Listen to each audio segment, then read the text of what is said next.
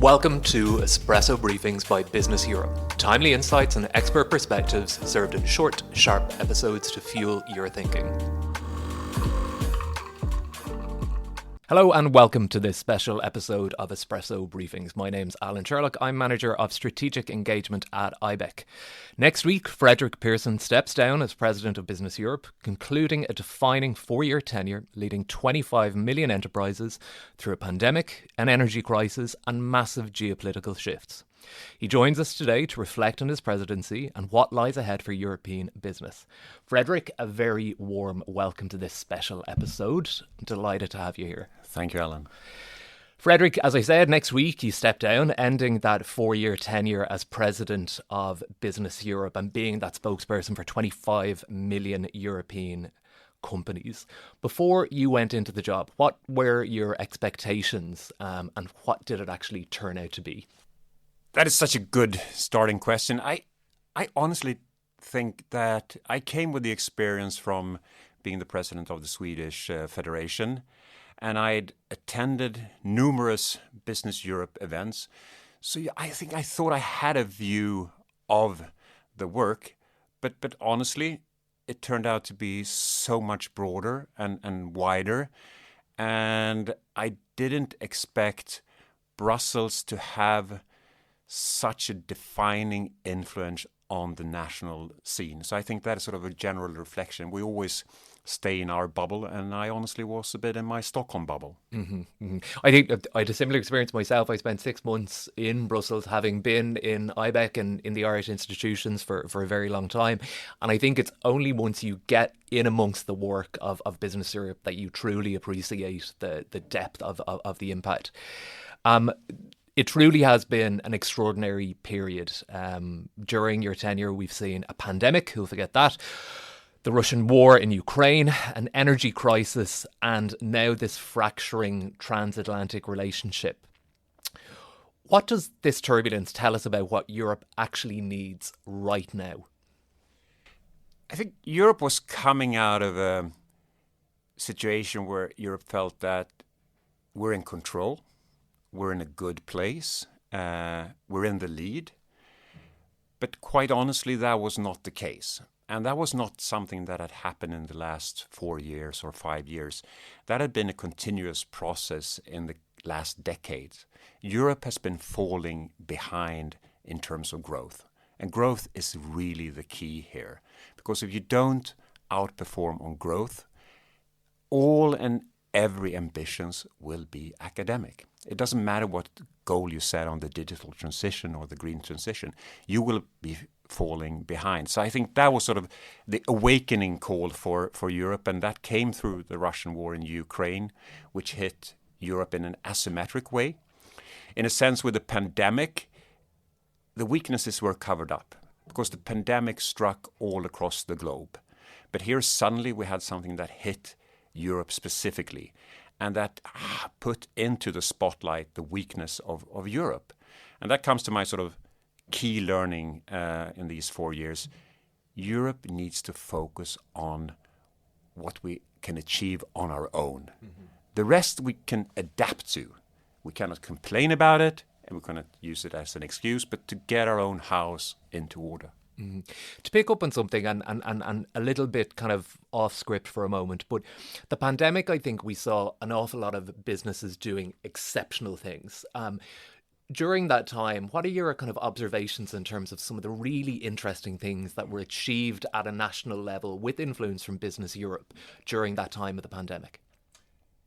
I think you can actually start on the European level because it really pulled Europe together.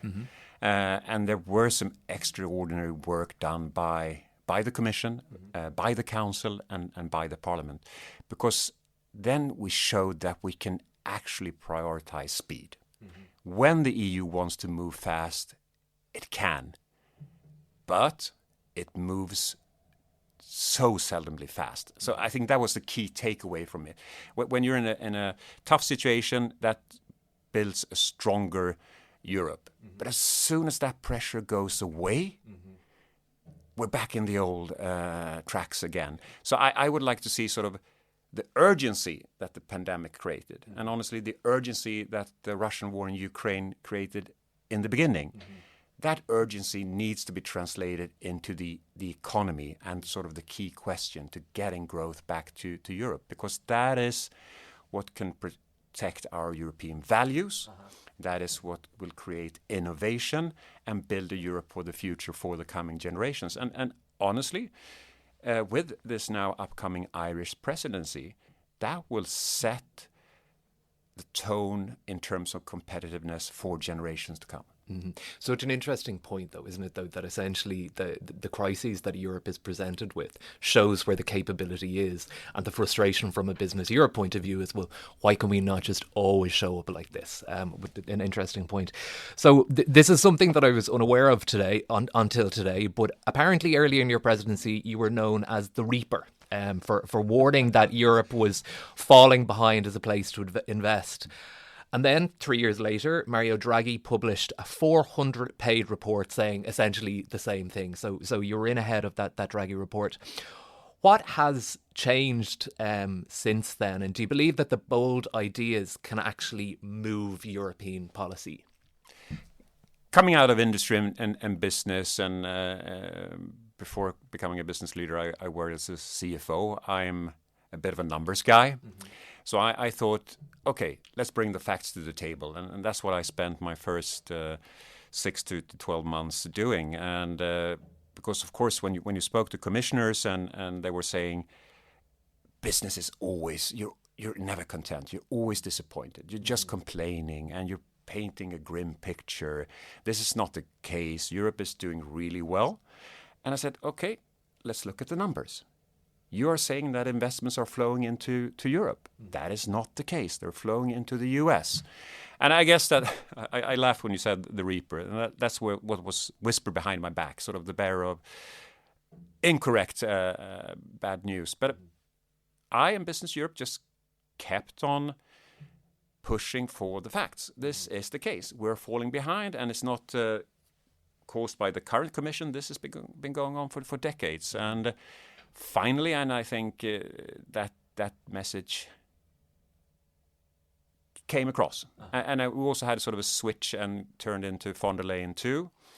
And I think something changed there. And I think the president acknowledged that, okay, I hear you. We need to get growth back, and the growth will back the ambitions we have on the green transition and the digital transition, and on the geopolitical transition, because of course that happened with the Russian war in Ukraine. So we were adding a third transition. It's difficult to be in that position, I suppose, sometimes delivering kind of the bad yet kind of honest news. But nonetheless, I think that kind of furthers the opportunity for Business Europe to be that kind of valued stakeholder to the Commission and to the Parliament, and somebody that actually delivers kind of real insight. So as difficult as it is, it actually reaps benefit, I'm sure, for the association. But basically, I always said, we're the voice of 25 million companies. We know what's happening on the ground, from Greece to Portugal to Finland to Ireland. We will tell you the picture we see. We will tell you what these companies are experiencing on the ground. We have solutions how to change that. Mm-hmm. And we can always disagree which one is the best one. But you can never challenge the fact that we know. We're bringing the facts to the table. And I think that's the trustworthiness and credibility of Business Europe. We always bring the facts to the table. Yeah. Then again, we can interpret it in different ways, but you can never challenge us on the picture. So the Reaper was more the bearer of some tough and harsh news. And then again, honestly, the true Reaper became then Mario Draghi. So he took over. He outpaced me big time. So. Yeah.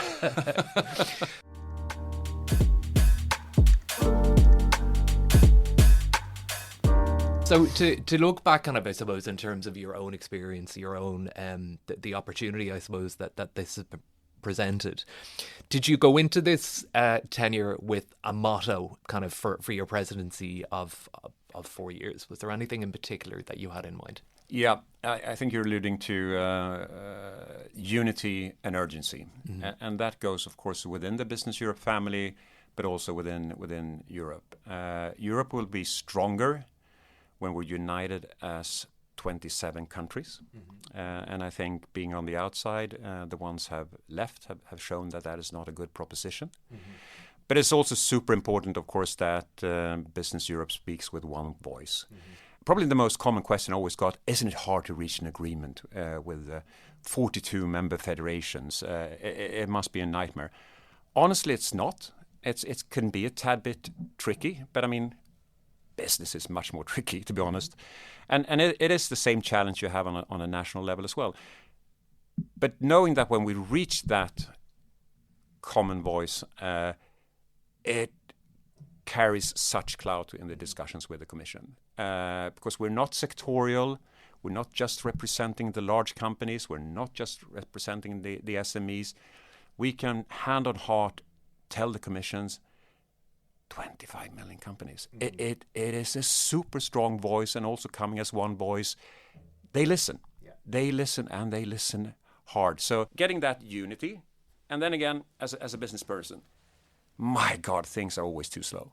So hugely frustrated about that. We need to move faster, and the slowest day was probably today, or it was today. We need to pick up the pace. Why? Because the pace we're seeing in the US, but also in Asia, I mean, they're running fast, and we need to get moving faster. And not doing things is a decision as well, and that's probably the worst decisions of all. So that I cannot sort of press hard enough. Urgency, urgency, urgency. And urgency in itself, and I sort of moved from unity to urgency into solidarity and speed. Because unity is something you create. Solidarity is something you live with, but speed is in the execution. So now we need to move from urgency to speed. Urgency is about being aware, but I would sort of rephrase them now when I leave as solidarity and speed. That is what will get things done. And they need to get done now. Yeah, I think like certainly the time that I spent around the institutions, that sense of kind of frustration from the business community in relation to the speed of change was certainly palpable. But I do think, and I'm perhaps an easy audience, but progress has been made in that regard. We are seeing kind of some progress on important files for business. Yes. There is some more urgency, but perhaps not as much as we might like to see. So that's interesting to see that your motto over the time has kind of evolved in that way.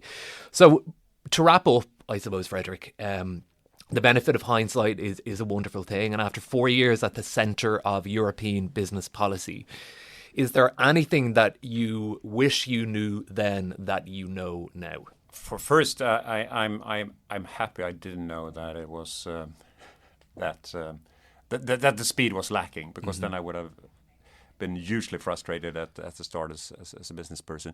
No, I think it is about being concrete. I think we have to call out the same standard on us as we do on the Commission and the Parliament. So business needs to be more concrete. At the time of sweeping comments like we need more competitiveness or we need lower energy prices, that doesn't help anyone. It just creates frustration. So from the business side, we need to be concrete, and we also need to do balance, i.e. agree, and this is sort of good enough. The last comma doesn't matter. So concreteness and being faster, because what has changed is when I now sit in meeting, I sort of get the blank piece of paper pushed across the table. Because I also think there is a frustration among European leaders that help us. How can we do this? Because it's tricky questions. It's like, how do we lower energy prices? How do we open up new markets? So I think it's about a partnership, and realizing that it's a give and get, and setting sort of reasonable standards on that. Because at the end of the day, we have the same ambition and goal, and that is a prosperous, secure, and flourishing Europe. Europe is a great place to do business, and that we want other countries to realize and to invest in Europe, and we want companies to stay within Europe. Because in the same way it's called Business Europe, I hate when companies leave Europe in the same way that the Commission does it. So I think that for me is really the essence of it all. So solidarity and speed, get your things together and just pick up on the pace. Solidarity and speed, a really strong message to leave behind your presidency of Business Europe. Fredrik, it's been an absolute pleasure to help you reflect on the past 4 years and the impact that you've had for those 25 million enterprises that you have represented at the highest levels in Europe and indeed outside of Europe. For our listeners, if you've enjoyed this episode of Espresso Briefings, don't forget to subscribe wherever you get your podcasts. We'll be back very soon with more insights on the developments shaping European business. Thanks for listening and see you next time.